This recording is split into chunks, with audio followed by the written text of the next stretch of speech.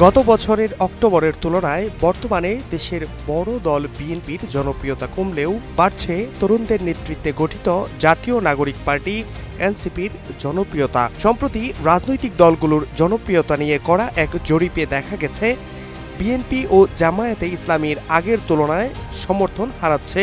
বিপরীতে জাতীয় নাগরিক পার্টি এনসিপির সামান্য হলেও জনপ্রিয়তা বৃদ্ধি পেয়েছে। সোমবার রাজধানীর আগারগাঁও জাতীয় আর্কাইভ মিলনায়তনে আয়োজিত ডিআইজিডি পালস সার্ভে এর গবেষণাপত্র উন্মোচন অনুষ্ঠানে এই ফলাফল প্রকাশ করা হয়। জরিপে দেখা যায় ২০২৪ সালের অক্টোবরে বিএনপির জনপ্রিয়তা ছিল ১৬.৩%।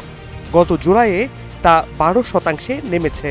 জামায়াতের জনপ্রিয়তা ১১.৩% থেকে কমে ১০.৪% নেমেছে। এনসিপির জনপ্রিয়তা ২% থেকে বেড়ে ২.৮% দাঁড়িয়েছে। তবে কোন দলকে ভোট দেবেন জরিপের এমন প্রশ্নে এখনও সিদ্ধান্ত না নেওয়ার কথা জানিয়েছে ৪৮.৫%।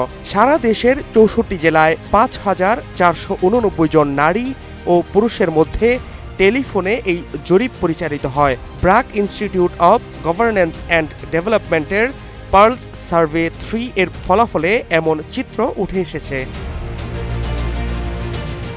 জরিপে প্রশ্ন করা হয়, আপনার নির্বাচনী এলাকায় কোন দলের প্রার্থী জিতবে বলে আপনার মনে হয়?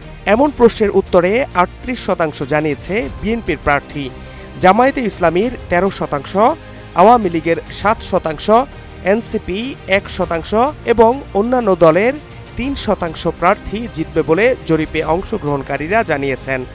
এবং এই প্রশ্নের উত্তরে জানি না বলে উত্তর দিয়েছেন ২৯%।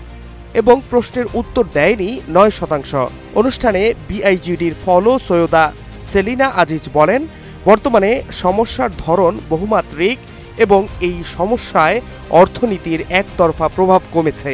এই বহুমাত্রিকতার কেন্দ্রে রয়েছে রাজনীতির সঙ্গে সম্পর্কিত সমস্যা এবং এগুলোর মধ্যে প্রধান হচ্ছে আইন শৃঙ্খলার অবনতি, রাজনৈতিক অস্থিরতা, অস্থিতিশীলতা। এই কারণগুলোর জন্যই অন্তর্বর্তী সরকারের গ্রহণযোগ্যতা কমেছে। Fahad Shahriar, news desk, global television.